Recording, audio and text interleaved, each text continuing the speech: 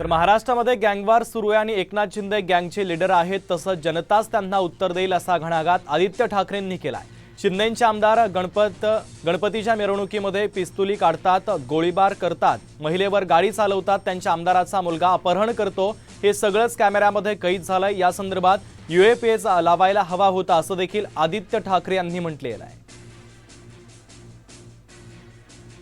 मला वाटतं महाराष्ट्र हे सगळं बघत आहे आणि महाराष्ट्र नक्की याच्यावर जेव्हा मतदान होईल तेव्हा निकाल देईल, कारण महाराष्ट्र कधी असं राजकारण पाहत नव्हतं जेवढं घाणेरडं मिंदी गँगचं राजकारण गँगवर चालू आहे। गँग लीडर मुख्यमंत्री बसलाय।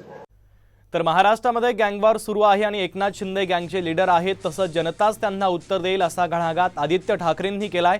तर शिंदेंचे आमदार गणपतीच्या मिरवणुकीमध्ये पिस्तूल काढतात, पोलीस ठाण्यामध्ये गोळीबार करतात असं देखील ठाकरेंनी म्हटलेलं आहे।